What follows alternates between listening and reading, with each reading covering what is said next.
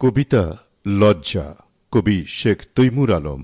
আবৃত্তি করছি আজহারুল ইসলাম রনি। জন্ম মুহূর্তে সৃষ্টিকর্তার কাছে অঙ্গীকার করেছিলাম, হে প্রতিপালক, আমাদের প্রতিবাদী ভাষা তুলে নাও। সেই থেকে আমাদের শুধু বোবা দৃষ্টি। প্রবল প্রতাপে দাপিয়ে বেড়ানো তোমাদের অভয়ারণ্যে তাই নেই কোনো বাধার ঘনঘটা। তখন থেকে পৃথিবীটা সুন্দর তোমাদের কাছে। তোমাদের গাড়ি আছে, বাড়ি আছে, ব্যাংক বিমা আছে, আছে জৌলস অহংকার, পেটে বিচিত্র খাবারের সম্ভার। আমাদের আছে ক্ষুধা, তৃষ্ণা, দহন জ্বালা।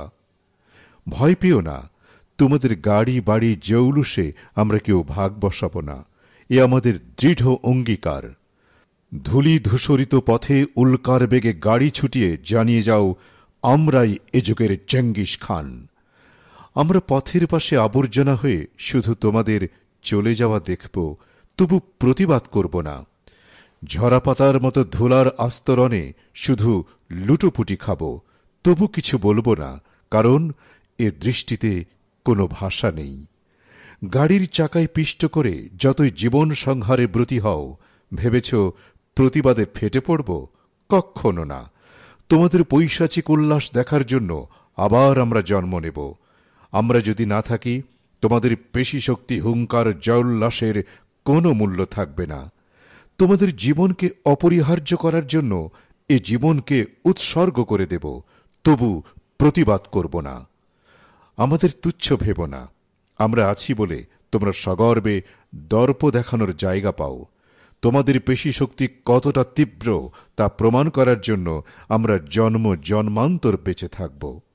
তোমাদের রক্তচক্ষু দিয়ে জ্বালাময়ী ভাষায় কল্যাণের কথা তো আমরাই শুনব। তোমরা এলিয়েন হয়ে অন্য গ্রহ থেকে এসেছ মাটির পৃথিবীতে আমাদের পথ দেখাতে, তাই আমরা পথ চলি। তোমাদের আলোয় আমরা আলোকিত।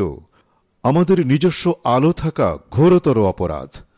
তোমাদের বেত্রাঘাতে মুখ থুবড়ে পড়লে নিন্দুকেরা বলবে নিগৃহীত। আসলে কল্যাণের জন্য তোমাদের এলিয়েনদের এটা অনুশাসন মাত্র, কারণ আমরা অঙ্গীকারাবদ্ধ, আমাদের ভাষা নেই। জঠর জ্বালায় তোমাদের সুগন্ধি খাবারের উচ্ছিষ্টটুকু ডাস্টবিন থেকে ইতর প্রাণীর সঙ্গে ভাগাভাগি করে নেব, তবু তোমাদের কাছে প্রতিবাদী হব না, কারণ প্রতিপালকের কাছে অধিকার আর প্রতিবাদী ভাষার পরিবর্তে অসীম ধৈর্য আর ভাষাহীন দৃষ্টি নিয়ে এসেছি। তাই তো তোমাদের সব আছে, নেই শুধু লজ্জা। আর তাই তোমাদের সামনে ন্যাংটোপুটো হয়ে থাকতে আমাদেরও নেই কোনো লজ্জা।